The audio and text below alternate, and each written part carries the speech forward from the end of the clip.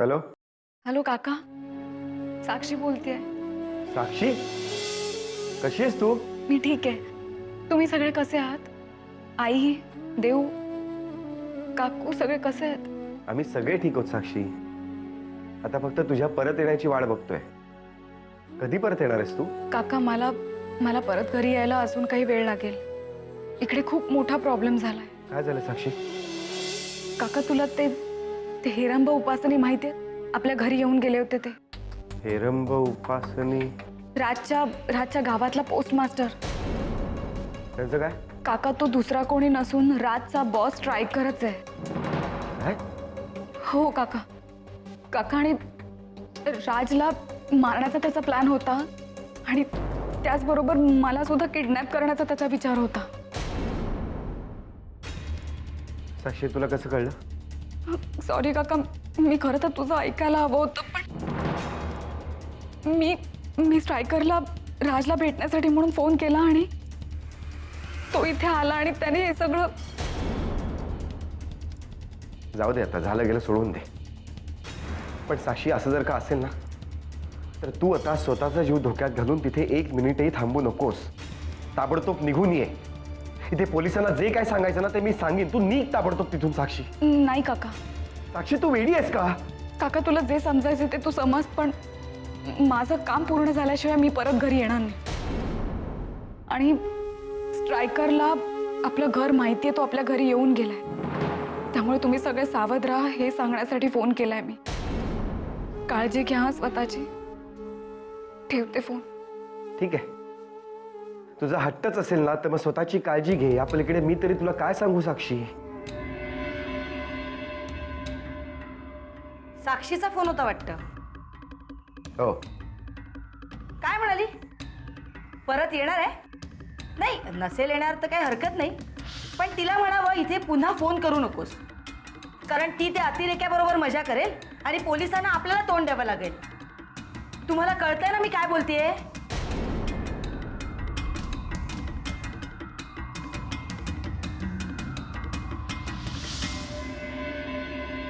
बोला साईमा, आज तुम्ही मला कसं काय बोलावलं?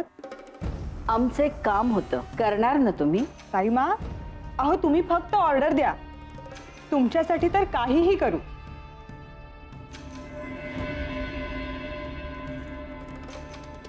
तसं काही फार महत्वाचं काम नव्हतं, पण तुम्हाला एक आनंदाची बातमी द्यायची होती. कोणती बातमी? विक्रमादित्यांचं लग्न ठरलं. काय? विक्रमचं लग्न ठरलंय? हो, आणि मुलगी राजघराण्यातली आहे.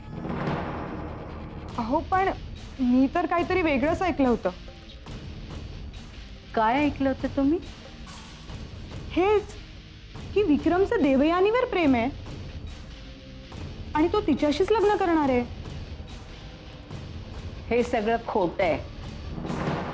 तुम्ही जे काही ऐकलंय ना ते सगळं विसरून जायचं आणि विक्रमचं राजघराण्यातल्या मुलीशीच लग्न ठरलंय हे तुमच्या पेपरात छापून आणायचं. आम्ही काय म्हणतोय ते कळतंय ना तुम्हाला?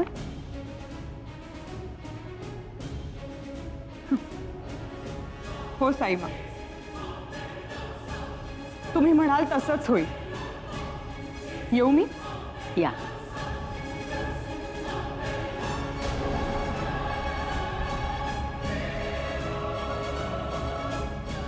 एकदा का अशी बातमी वर्तमानपत्रात छापून आली की डी.व्ही. देशमुखांचा आणि देवयानीचा विक्रमवरचा विश्वास उडून जाईल. त्यावेळी विक्रम समोर आमचं बोलणं ऐकण्याशिवाय दुसरा कोणताच पर्याय असणार नाही. सबीना, हाय बहिणी, how are you? I am very fine, thank you. आज रणवीर राजे इथे नाहीत, विक्रमादित्यही बाहेर आहेत. मग कुणाला भेटायला आली होतीस? साईमांनी बोलावलं होतं म्हणून आले होते. कशासाठी?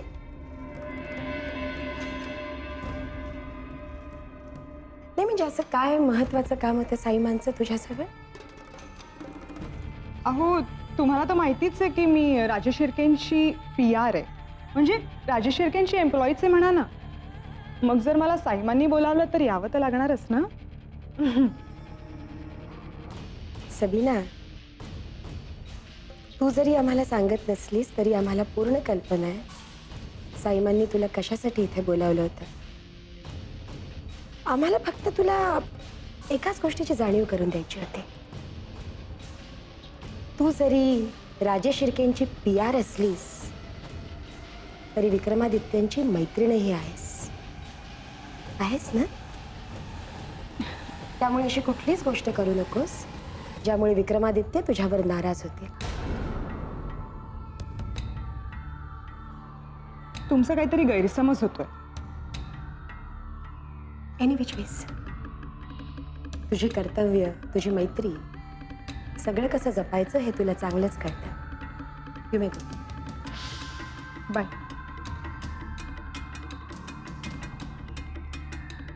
सबीना, तू कितीही लपवण्याचा प्रयत्न केलास तरी खरं काय ते आम्हाला चांगलंच माहिती आहे.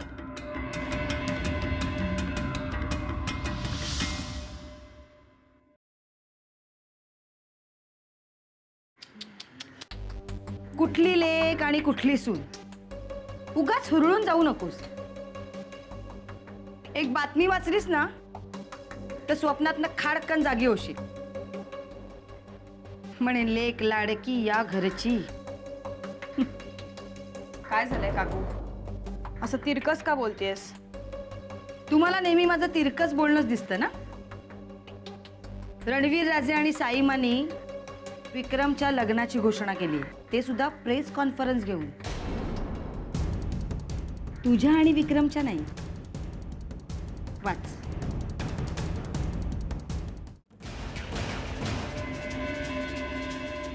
कुठल्या तरी संस्थानिकांची मुलगी आहे म्हणे. राजे शिर्के घराण्याच्या तोलामोलाची आहे, राजघराण्याच्या संस्कारात वाढलेली आहे. इकडे येऊन खूप मोठमोठ्या गोष्टी करून गेला होता ना तुझा तो विक्रम. आता काय झालं? तरी मी तुला सांगत होते की त्या विक्रमचा नाद सोड, पण नाही. माझं कोण ऐकणार? लग्नाची तारीख सुद्धा दिली आहे त्यांनी. वाचलेस ना? काकू हे सगळं खोटं आहे. विक्रम असं नाही करणार. देवयानी, अगं एवढं सगळं घडल्यानंतरही काय शक्य नाही? सगळं चित्र स्पष्ट आहे. अहो, ऐकताय ना? राजे शिर्केंनी काय गुण उधळलेत ते. काय झालं अभिलाषा? वाचा.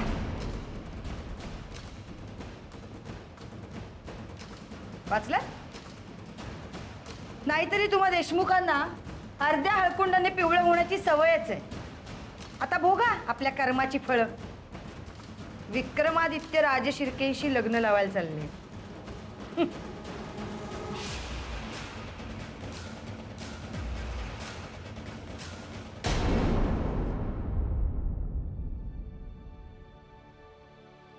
देऊ, हे काय आहे सगळं? विक्रमचं तुझ्याशी लग्न ठरलं होतं ना, मग ही कोण मुलगी आहे नवीन? काका हे सगळं खोटं आहे रे. ही भैयासाहेब आणि साईमांची नवीन चाल असणार आहे. माझं आणि विक्रमचं लग्न होऊ नये म्हणून विक्रमवर दबाव आणण्याचा प्रयत्न करत असतील ते. आणि त्यांच्या दबावाला बळी पडून विक्रमने आपला निर्णय बदलला तर? नाही काका, विक्रम खरंच असं नाही करणार. देव, अगं तुला वाटते तेवढं सोपं नाही आहे. त्यांनी सगळ्या प्रेस समोर ही घोषणा केली आहे विक्रमच्या लग्नाची. नाही देव, मला तर वाटतं ही त्या सगळ्या राजेश शिर्केंची मिळून नवीन चाल आहे.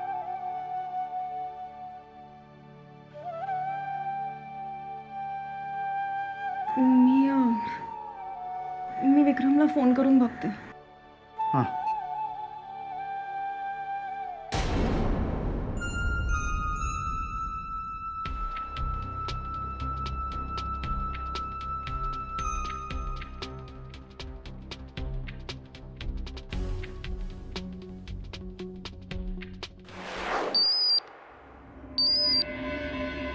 बोल देवयानी.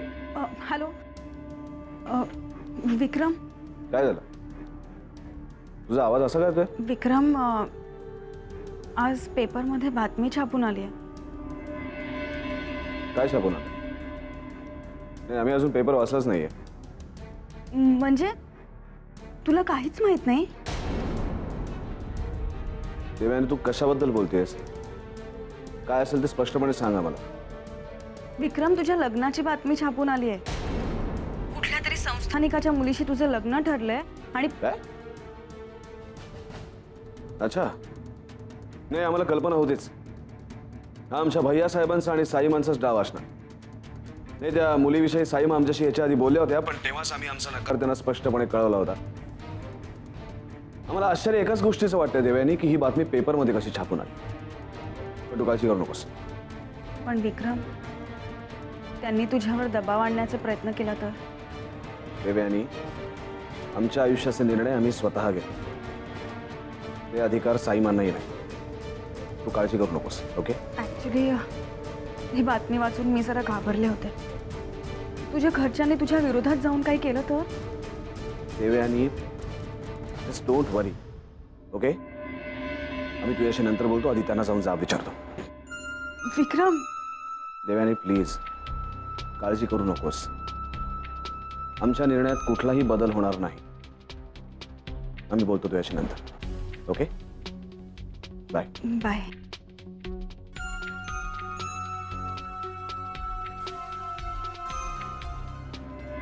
काय झालं? काय म्हणाला तो? काका, मी बोलले होते ना तुला विक्रम असं करणार नाही म्हणून. इनफॅक्ट त्याला याबद्दल काही माहितीच नाहीये. हा सगळा भैयासाहेब आणि साईमांचा प्लॅन आहे. पण काका, तू काळजी करू नको. विक्रम त्याच्या निर्णयावर अगदी ठाम आहे. देव करो आणि असंच हो. पण तो जर का पुन्हा पूर्वीसारखा तुझ्याशी वागला ना तर नाही काका, असं नाही होणार. लढू शकेल त्याच्या घरच्यांच्या विरोधात जाऊन? हो हो काका, यावेळी विक्रम हार नाही मानणार. माझं लग्न विक्रमशीच होणार.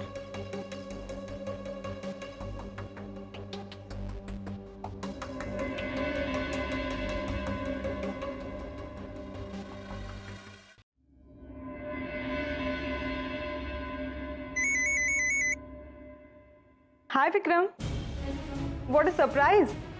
आज तुला माझी कशी काय आठवण आली? सबीना, तुझ्याशी फालतू गप्पा मारायला आम्ही फोन केला नाहीये. काय झालंय तुला?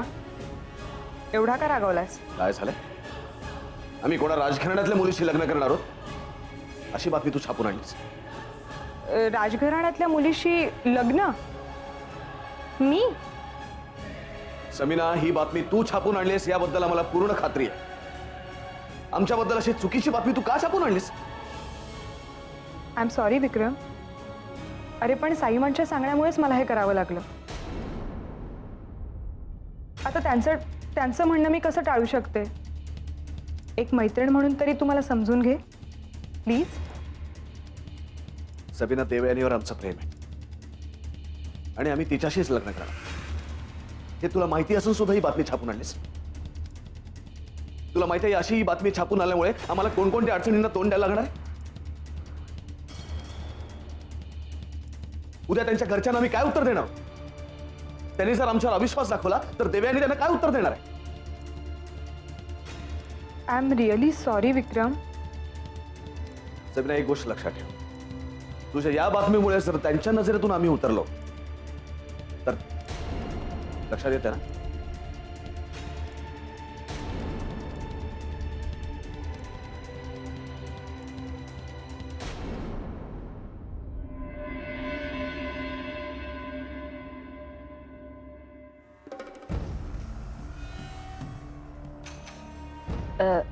अचानक असं काय येणं केलं? म्हणजे पूर्वकल्पना काही नव्हती ना म्हणून विचारलं. सगळं काही ठीक आहे ना? साईमा, आम्हाला तुमच्याशी काही बोलायचं होतं. बोला ना. साईमा, आम्ही जे बोलणार आहोत ते ऐकून आपल्याला वाईट वाटलं तर माफ करा. पण आम्हाला जे विचारायचं होतं, आपल्याशी बोलायचं होतं ते गरजेचं होतं. म्हणून आज आम्ही इथे आपल्याशी बोलायला आलो. जे काही बोलायचं असेल ना ते निसंकोचपणे बोला. साईमा, आम्हाला वाटतंय की हे लग्न तुम्ही विक्रमादित्यांच्या मनाविरुद्ध जुळवून आणलंय. असं का वाटलं तुम्हाला? कारण साईमा, आपल्या पहिल्या भेटीतच तुम्ही लग्न ठरल्याचं सांगितलं आणि खून म्हणून तुमच्या घराण्याचे परंपरागत चालत आलेले जे कंगन आहेत ते तुम्ही आमच्या मुलीसाठी दिलेत. पण त्यानंतरच्या मधल्या कालावधीमध्ये आपली पुढची काहीच बोलणी झाली नाहीत. हो ना, आणि विक्रमादित्यही आमच्या मुलीला भेटायला येणार होते. लग्नाची बोलणी करायला तुम्ही घरी येणार होतात. त्याच्यातलं काहीच घडलं नाही. आम्हाला काही महत्त्वाची कामं होती म्हणून तसं घडलं असेल. पण तुम्ही अगदी निश्चिंत राहा. आम्ही सांगितल्याप्रमाणे तुमच्या मुलीचं लग्न विक्रमादित्यांबरोबरच होणार आहे, तेव्हा तुम्ही निश्चिंत राहा. साईमा, खरं खोटं आम्हाला माहीत नाही. म्हणजे आम्ही ऐकलं ते कदाचित खोटंही असेल. काय ऐकले तुम्ही? हेच विक्रमादित्यांचं एका सामान्य घरातल्या मुलीवर प्रेम आहे आणि तिच्याशीच लग्न करायचा निर्णय त्यांनी घेतलाय. हे खरं आहे का? खरं तर साईमा, असं कानावर आल्यामुळेच आम्ही आपल्याला पूर्वकल्पना न देता आपल्याशी बोलायला आलोत. पण साईमा, हे जे कानावर आलं ते खोटं आहे ना?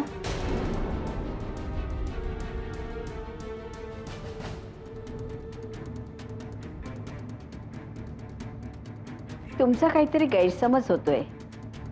हे लग्न आम्ही विक्रमादित्यांच्या भल्याचा विचार करूनच ठरवलेलं आहे. तुमचा विचार मी समजू शकतो, पण या बाबतीत विक्रमादित्यांचं मत काय आहे? आमचा मुलगा आमच्या आज्ञेबाहेर कधीही जाणार नाही.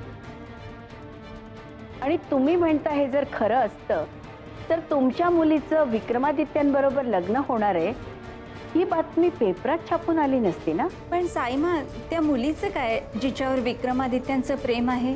अहो, राजघराण्यातल्या तरुण मुलांबरोबर अशी अनेक मुलींची नावं जोडली जातात. विक्रमादित्यांना सुद्धा अशा अनेक मुलींनी आपल्या प्रेमात पाडण्याचा प्रयत्न केलाय. म्हणजे त्यांच्यासाठी त्या वेड्या सुद्धा झाल्यात. तशीच असेल एखादी ही मुलगी. तुम्ही त्याबद्दल काही काळजी करू नका. अशा गोष्टी आम्ही मनावर घेत नाही आणि तुम्हीही घेऊ नका. म्हणजे हे सगळं खोटं आहे? ज्या अर्थी आम्ही तुम्हाला लग्नाचा शब्द दिला त्या अर्थी तुम्ही निश्चिंतच राहायला हवं होतं. हो ना विक्रमराजे?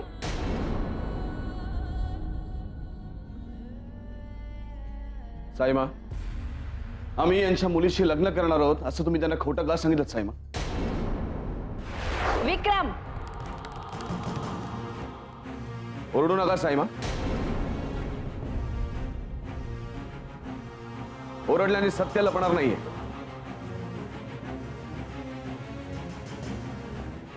आम्हाला विश्वासात घेऊन जर तुम्ही या लग्नाविषयी बोलला असतात आमच्याशी तर आज आम्हाला हे बोलण्याची वेळ आली नसती.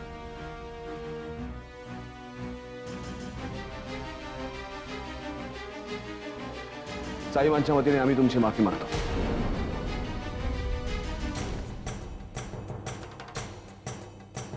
माफ करा आम्हाला, पण आम्ही तुमच्या मुलीशी लग्न करू शकत नाही. कारण आमचं दुसऱ्या एका मुलीवर प्रेम आहे आणि आम्ही तिच्याशीच लग्न करणार आहोत.